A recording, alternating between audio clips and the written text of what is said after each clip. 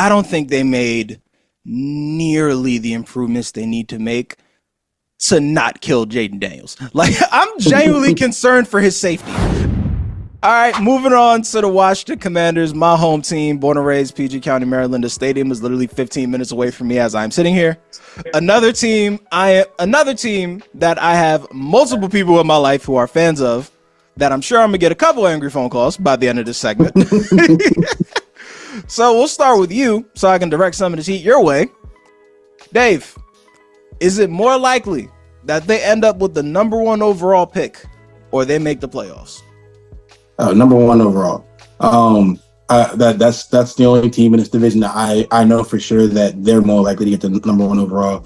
But I do have to say, Shoot and Bale, that them having new ownership is the step in the right direction to maybe get in conversation with the wild card. But you're going to be early in the draft. Don't worry about it, bro. Don't worry about it next year. So my thing is, right, competence goes a long way. You touched on it with the ownership.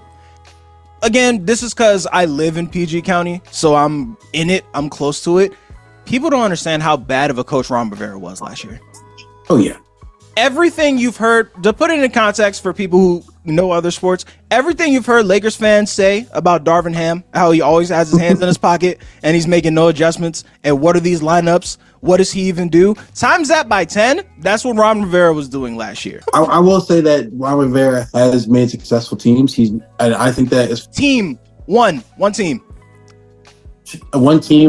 a couple seasons. There was a 6'6", 260-pound quarterback that ran a 4.4 that might have a lot to do with that.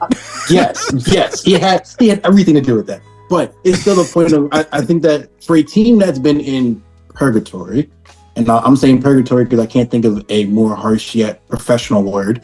Matter of fact, a team that's been a shit show for years.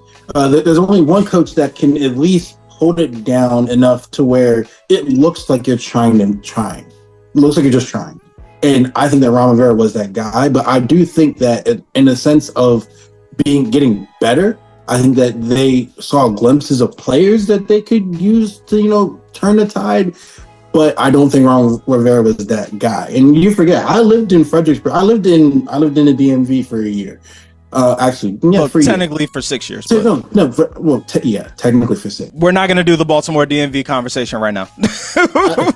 We're not doing it. I lived in Nova for 2 years. So I got to watch firsthand as well the Commanders as they came into the Commanders name. And I'm here to say that I think that, yes, Rivera wasn't the answer.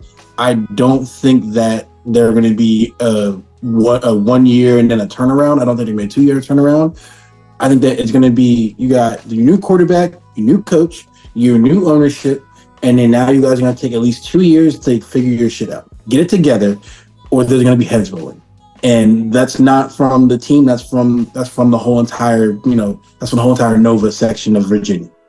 So my thing when it comes to the Washington racial slurs, now Commanders, is this is a team where I know I'm doing the extreme number 1 pick, make the playoffs thing, but realistically, this is a 12th to 15 overall pick if I've ever seen one.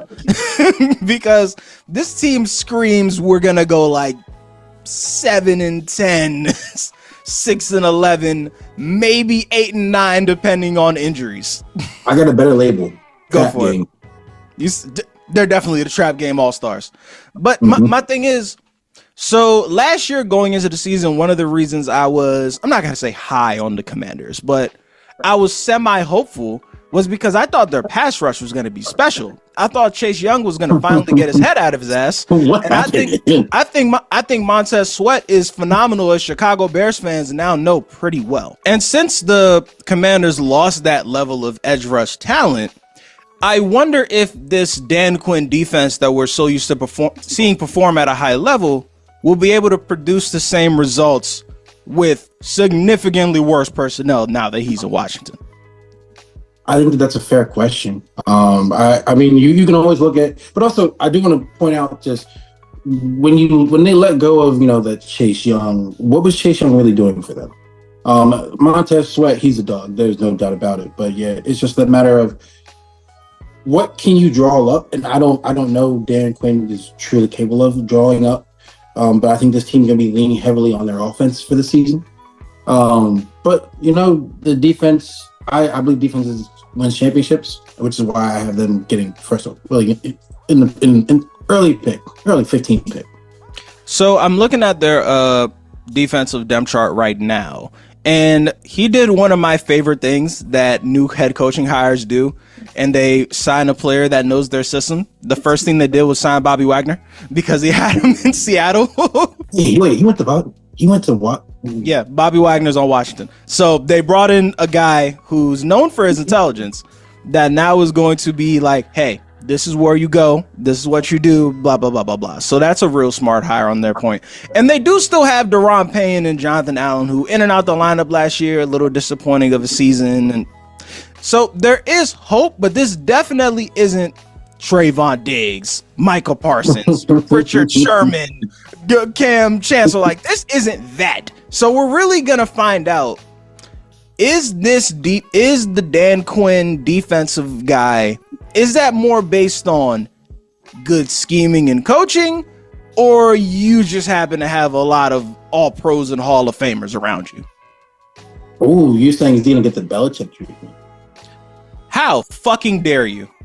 How you get what I'm saying? Dare you? You get what I'm saying as far as how dare you? You went on your own. Is it the? Oh, my bad. Then how dare you? No. Yes. The nerve of you, the audacity. So do you get the point? No, I don't get the point. Okay, so let me explain it. We have the Tom Brady being successful in your system, and then Tom Brady being successful in other systems. Meanwhile, you couldn't produce anything with Mac Jones. So now, like you said, are you successful because you had freakishly good athletes, or are you going to be good because you have a good system? Belichick did not have a system that could win outside of Brady. Is his system going to be good in Washington? That's my point. Okay. I'm not saying he's as good as Belichick. I'm not saying he's going to have the success of Belichick, but it's the same premise. And I said what I was trying to say, but you were vehemently denying is it's like a Walmart version of something. It's not the same. It's not exactly the same, but it's the same idea. Okay, I've had this Belichick Brady conversation so many times in the past year, so I'll make this quick. Dave, okay. If I were to ask you to drive your car at 60 miles an hour, you will do it because your car can drive at 60 miles an hour, right? But you still have to drive said car. Okay. If I were to ask you to run at 60 miles an hour, your shoes aren't built to run at 60 miles an hour, and neither are your legs. Tom Brady is a car. Mac Jones are your shoes. Mac Jones is a pair of Skechers. You're comparing the success that Belichick has had with Tom Brady to Mac Jones, who is now going to be the third string quarterback in Jacksonville. What are we talking about? Well, I was more making you're damn right they didn't succeed the same way. My point was never to disrespect Tom Brady. It was more just to reflect Belichick and the coaching capacity. I'm way more offended at the Belichick thing. I'm way more offended at the Belichick thing because everyone has been trying to act like, and we'll get back to the Commanders shortly, everybody. Like everyone's been trying to act like Belichick just magically forgot how to coach now that Brady left. What are we talking about here? What do we do? You know what? You're right, because Belichick's downfall wasn't his coaching; it was his player choice. Belichick, the GM, forgot how to do his job. Belichick, the coach, hell no.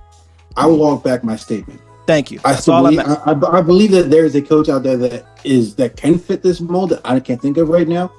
I will hold that. I will, and until I think of a better coach, I will hold on to that. But I will acknowledge your point.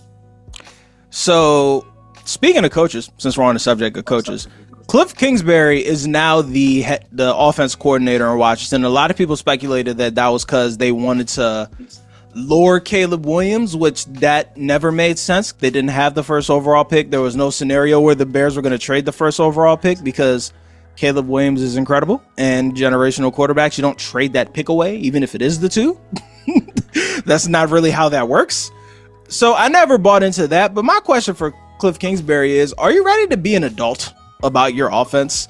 Are you ready to run like an NFL offense instead of trying to run the damn air raid option offense, Texas Tech shit you tried to run with Kyler Murray that almost got him killed? Like, can you not do that? I think to answer your question is no. Mainly I mean, I think that Cliff has done a great job with Kyler Murray as far as using his abilities to benefit him. But I don't think that you moving to the Commanders with a mobile quarterback who's similar to Kyler Murray, you're not just gonna change what worked for you before. Like imagine they all of a sudden decide to run a pro style spread offense and they're running the ball majority of the time, but they're throwing efficiently. But your quarterback is one of the mobile quarterback who's known to have a good arm, but also be able to get around. That would kind of contradict everything you've known for. You brought in a guy who's good with those kind of quarterbacks. Let's still do what you've been doing. And if that's immature, he's just an immature guy.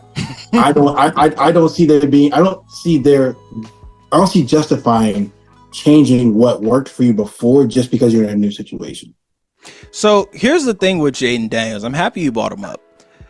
Jaden Daniels, the RG3 comparisons, some comparisons were lazy, but the thing that you actually can compare them about is the fact that RG3 wasn't really shifty, he was fast. There's a difference.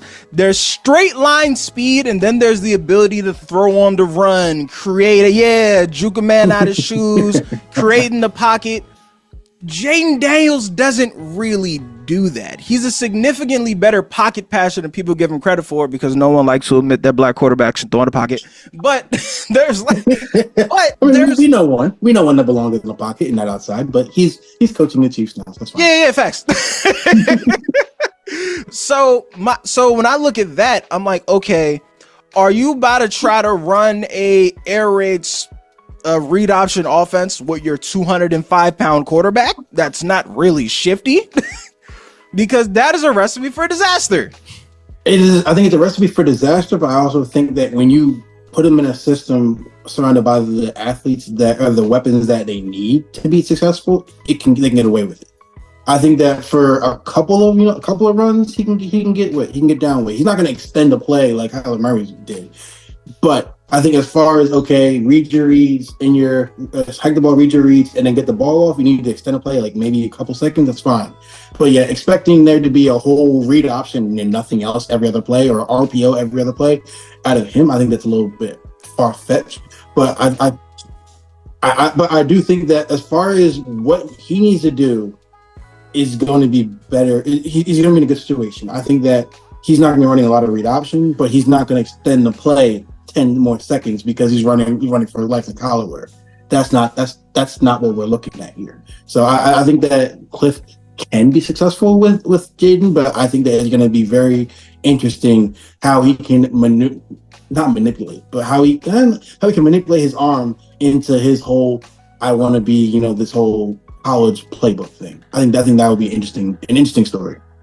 Last point on the Commanders, because we have to move on to the team that's going to attract all the headlines and is probably going to end up being the thumbnail for this YouTube video. So, the offensive line, I don't think they made nearly the improvements they need to make to not kill Jaden Daniels. Like, I'm genuinely concerned for his safety when I'm looking at this offensive line. Like, they signed the Cowboys center. Now, we're going to ignore the fact that Tyler Bladidas is not that good of a player. The key sign that you should know is that if your hated rival let their center walk into your door unabated and didn't even counteroffer, that should tell you all you need to know. Well, hold on, because I do want to give some pushback here. Go for it. I don't want to. This is going to segue into what we're saying later, but I do think I do want to say the Cowboys have always been known to have a good offensive line. So yes, the Cowboys let them walk. They also let a couple other people walk too. So let's not act like they didn't drop the ball on a couple of things. I'm not saying that this is one of them, but in the lens of looking at the Cowboys and what they've been able to produce, a lineman, an effective lineman, is something that they have done a great job at. So I look at it from a lens of, you let a lot of people walk. He may not have been the top person you let walk, but because you let him walk, and I need something better than I have. Come on. The bar for Washington better than you have is very low. The bar for Washington is in hell. Let's be real, pretty much. Like, all right. So it is February 2025. The headline of the Washington Commanders season is what? Same old sad song. Same old sad. It's, you remember that guy from SpongeBob who kept yelling, "My leg!" And he was always in the cast. That's going to be Jaden Daniels, because y'all didn't do enough to protect Jaden Daniels. I can't believe they did this, Dave. You don't know how angry this makes me. I can't believe they did this. Like, how could they? How could they? I think that their headline is not going to be in February. It's going to be in December, for being honest. But yes, I think that there's a real genuine concern for Jaden's health. But I think there's a genuine concern for every Commanders player, because I've known a lot of Commanders fans and a lot of people just in Nova in general. For those of you who don't know, Nova stands for Northern Virginia. Right. A lot of them are ready to just burn the practice facility down to the ground. And honestly, I don't blame them, because there's been so many controversy within that organization, from moving to a safer stadium, moving to a better practice facility, moving to anything else outside of the DC area to, I don't know, an hour down a traffic infested 95, because that makes sense to them, even though it's outside the metro. Like, it's going to be the same old story at the end of next season. That's going to be the tipping point. But yet, it's like, we have new ownership. So yeah, it's the same old sad song, but yet on a different album. Does that make sense? It makes complete sense. Okay, I promise this is the last point before we move on to the Cowboys. I promise, guys. Just because you are one of the few people that I will have on this podcast that I can ask this question. As a 76ers fan who has had Josh Harris as their team owner for years now, how do you feel about his ability to turn around the Commanders? No comment.